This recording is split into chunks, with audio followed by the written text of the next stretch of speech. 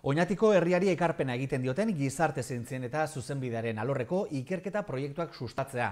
Horixe da, Oñatiko Udalak eta Lege Soziologia Institutuak ematen duten Oñatiko Udala Grant bekaren helburua eta 2020ko bekak dagoeneko eman du fruiturik. Giza eskubideak eta nazioartekotutako enpresak Oñatin izeneko ikerketa lana hain zuzen ere. Eta gurekin dugu lan hori egin duen pertsona Maider, Silbeti Maider, arratsaldeon eta ongi etorri. Kaixo, arratsaldeon, mila esker.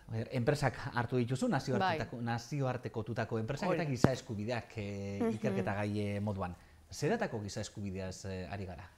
Denetariko giza eskubidea pixkat ikerketan egin dena, onuk markatzen dituen jarraibideak edo printzipio rektorek izena daukaten horiek, bate dituzten pausoak edo enpresei eskatzen dizkieten giza eskubideen inguruko kasu puntualak eta egoera puntualak errespetatzea, enpresei hori eskatzen die. Eta denetariko daukagu ingurumenatik, emakumeen lana, haurren lana,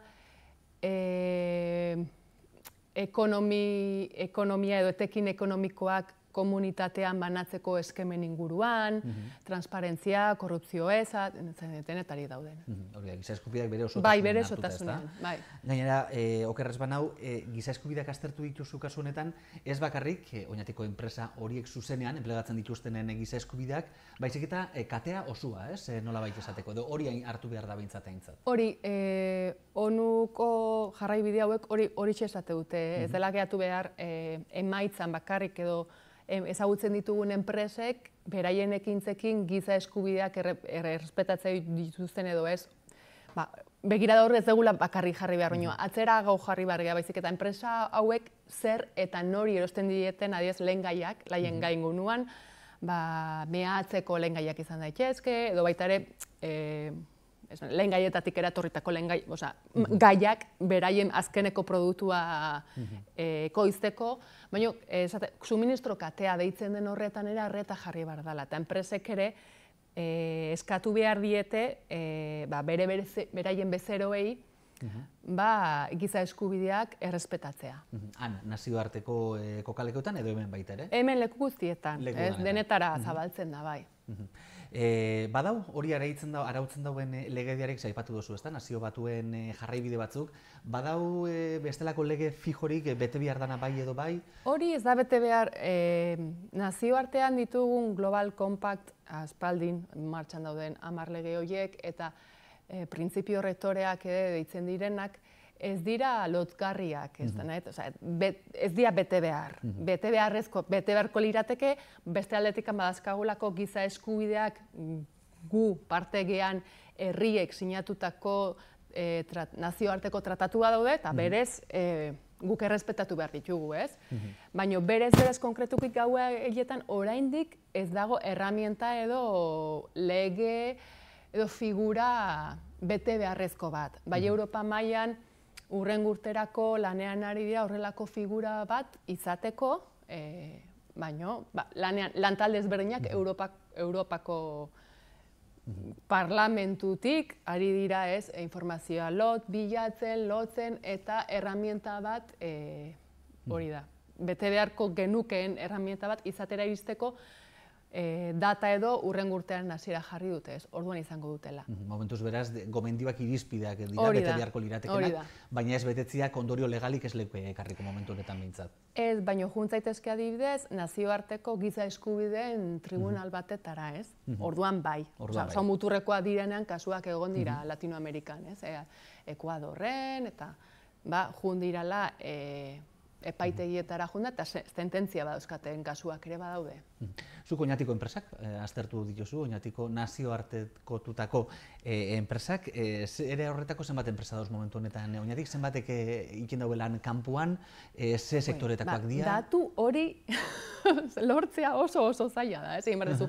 Eusko Jaurlaritzako enpresa daude, nun esportatu dituzten beraiek sortutakoa.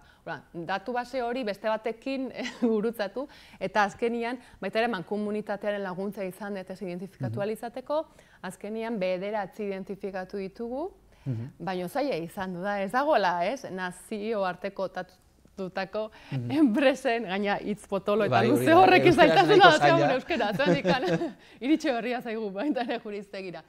Eta orduan ez daukagu datu base bat non hauek dira, enpresak, ez? Eta horietan ere, egin barezu, zeintzuk kanpora saltzen dute, zeintzuk beste herrialdean batzutan dauden. Baina, jumartzea banan iaia datu base ezberdinetan banan gurutzatu datu baseak eta orduan lortzen dira. Eta bederatzi zenbatu ditu, gaian batek ies egin digu, baina bederatzi dira.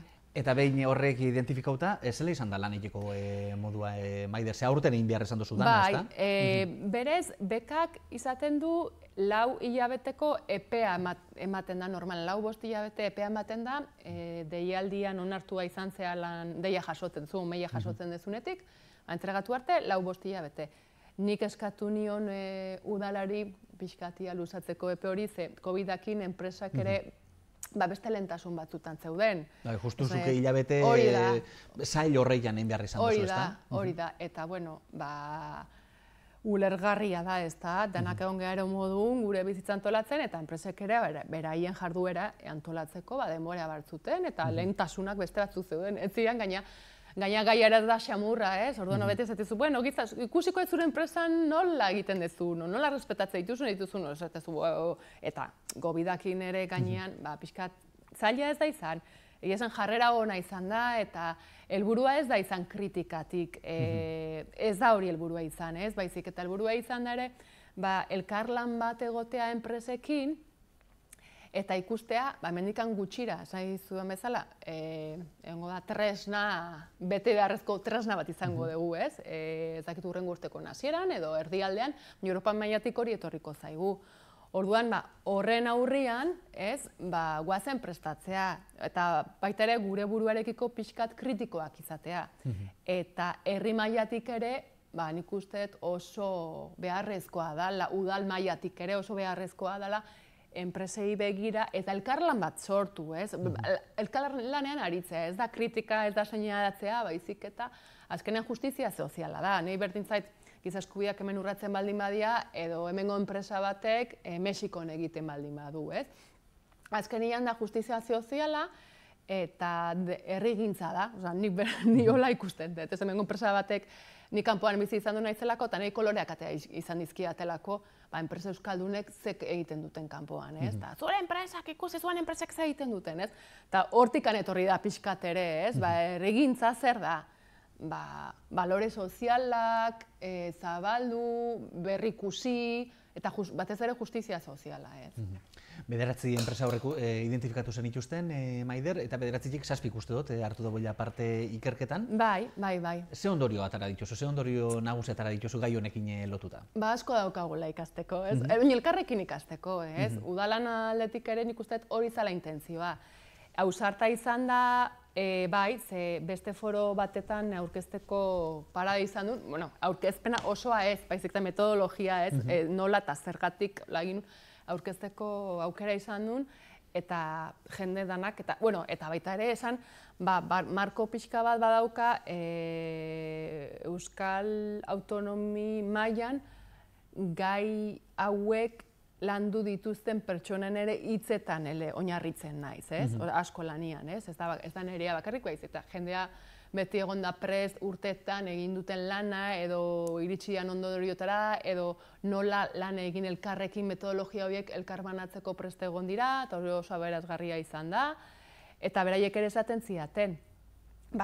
Baina, pauso handi bada, udal batek esatia gai hau, arazo sozial hau mai gainean jarri nahi dugu, eta denen artean konpontzeko, ez? Ni bezala udal bezala enpresa seinalatzeko, baizik eta azkenian gobernantza lokal bat aurrera emanea baldin badet, enpresek ere responsabilidadea dauzkate, dene dauzkagu responsabilidadak eta aurrera egiteko elkar ulertu behar dugu, zer dagoen ikusi behar dugu, nola egiten dugu gauzak egin, eta hortikan aurrera biderik egokiena denen artean ibiltzen, ez?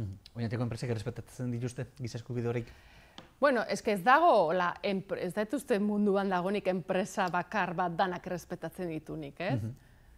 Hori da, batzuk lan egin dute, aurrera pausoak eman dute, eta beste batzuk bidean daudela ikusten da, ez?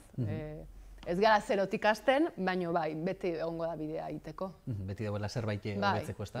Eta askotan galdera izaten da, ze suposatuko lioke, ez? Enpresa batik, giza eskubideak ehuneko ehunean betetziak lan egiten dauen lurralde horreikan. Seguruna, ekonomikoki hobeto joango litzateke, ez? Azkenian, asko baloratzen dena, atzerria joeten dena, komunitatearekin ze harreman daukan. Eta bere ohiturak ezagutu, egiteko moduak ezagutu, baita ere askotan, herri askotan eskatzen giza eskubide eta enpresen lelo honekin edo bide honekin eskatzen dana batzuetan herrialde beraiek bermatzen dituzten giza eskubidetik haratago joateko. Baina hori enpresetik abiatu behar dan grina da, ez? Eta hori da, azkenean justizia sozial bat eta goaz, baina mundu mailan ez bakarrik hemen gertatzen dana, ez? Eta nik uste hor, ekintzaile moduan, enpresek badaukatela bidea egiteko, ez? Maider Silbeti, eskerrik asko, gaur gurekin egotearen, eskerrik asko, Oñatiko Udala Grant beka honekin, ikertu duzun hori guztia azaltzearen, eta beste bat arte, Maider. Mila esker.